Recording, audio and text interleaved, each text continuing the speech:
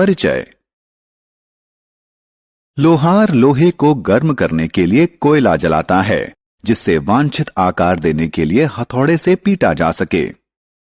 दैनिक जीवन में अनेक प्रकार के ईंधन जलाए जाते हैं, जैसे कोयला, पेट्रोल, चारकोल, एलपीजी इत्यादि। क्या आप जानते हैं कि जब इन ईंधनों को जलाया जाता है तो कौन सी रासायनिक अभिक्रिया होती है? जी हां, इसे दहन कहते हैं। इस पाठ में हम ईंधनों के दहन के बारे में जानेंगे। उद्देश्य। इस पाठ के अंत में आप निम्न करने में सक्षम हो जाएंगे: दहन और इसके प्रकारों की व्याख्या करना, प्रज्वलन ताप को परिभाषित करना, दहन के लिए आवश्यक स्थितियों की व्याख्या करना, अग्निशामकों का वर्णन करना, दहन के प्रकारों को सूचीबद्ध करना। दहन। रोहन एक सरल क्रियाकलाप कर रहा है। वह ज्वाला में मैग्नीशियम की तार जला रहा है। ध्यान से देखें, मैग्नीशियम ऑक्साइड के साथ साथ ऊष्मा और प्रकाश भी निर्मित हो रहे हैं। अब जलते हुए कोयले को देखें। यह वायु में जल रहा है और कार्बन डाइऑक्साइड, ऊष्मा व प्रकाश निर्मित कर रहा है। दोनों उदाहरणों में पदार्थ वायु की ऑक्सीजन से अभिक्रिया करके ऊष्मा व प्रकाश का निर्माण करते हैं। यह प्रक्रिया दहन कहलाती है। दहनशील और अदहनशील पदार्थ। पदार्थ दो प्रकार के होते हैं। कुछ पदार्थ आग पकड़ लेते हैं और जलते हैं, जबकि कुछ पदार्थ आग नहीं पकड़ते हैं। जैसा कि आप देख सकते हैं कि यह लड़का माचिस की जलती हुई तीली को कागज और कांच के पास ला रहा है।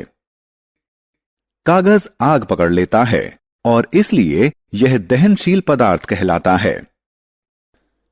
कांच नहीं जलता है और इसके जैसे अन्य पदार्थ जो वायु या ऑक्सीजन में नहीं जलते हैं, अदहनशील पदार्थ कहलाते हैं। जलने के लिए दशाएं। आइए जलने के लिए जरूरी दशाओं के बारे में जानें। एक मोमबत्ती जलाएं और इसे कांच के गिलास से ढक दें। आप देखेंगे कि कुछ समय बाद मोमबत्ती बुझ जाएगी। इससे पता चलता है कि मोमबत्ती वायु में ही जलती है, इसलिए दहन के लिए वायु जरूरी है।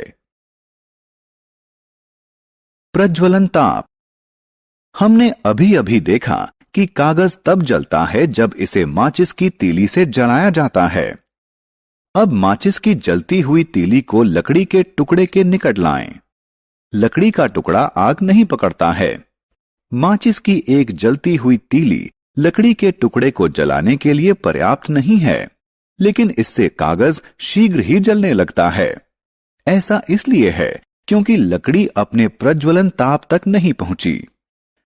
प्रज्वलन ताप वह न्यूनतम तापमान है जिस पर पदार्थ आग पकड़ लेता है।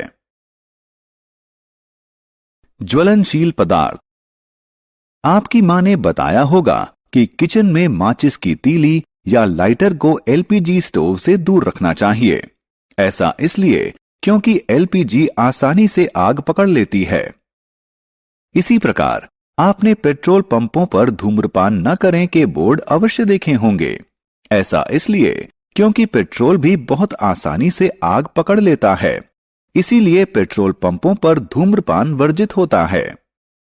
एलपीजी व पेट्रोल जैसे पदार्थ ज्वलनशील हैं क्योंकि उनका प्रज्वलन ताप बहुत कम होता है, जिसके कारण वे शीघ्र ही सरलता से आग पकड़ लेते हैं।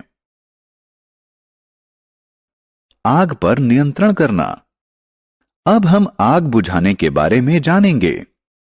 आग के लिए ऑक्सीजन, ऊष्मा और ईंधन जरूरी है। हालांकि इसे इनमें से किसी भी चीज की आपूर्ति बाधित करके बुझाया जा सकता है।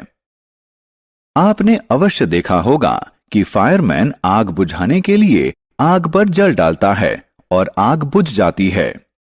जल दहनशील सामग्री का प्रज्वलन ताप कम करता है और वायु की आपूर्ति बाधित कर देता है। लेकिन जल बिजली के उपकरणों और तेल में लगी आग के लिए अच्छा अग्निशामक नहीं है।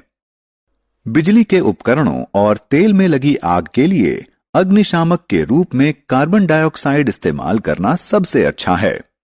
कार्बन डाइऑक्साइड ऑक्सीजन की तुलना में भारी होने के कारण आग को कंबल के जैसे ढक लेती है, जिसके कारण ईंधन और ऑक्सीजन का संपर्क टूट जाता है। दहन के प्रकार।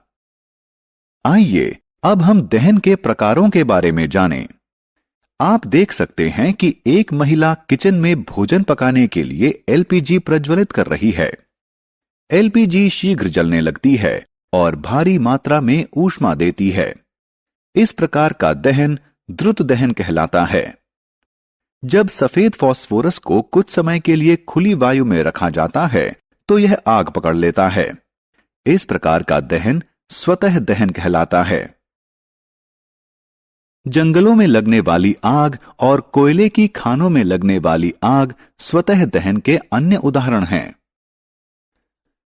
आपने लोगों को उत्सव मनाने के लिए आतिशबाजी करते अवश्य देखा होगा। क्या होता है जब पटाखा जलता है? पटाखा के जलने पर भारी मात्रा में ऊष्मा, प्रकाश और ध्वनि उत्पन्न होते हैं। इस प्रकार का दहन विस्फोट कहलाता है।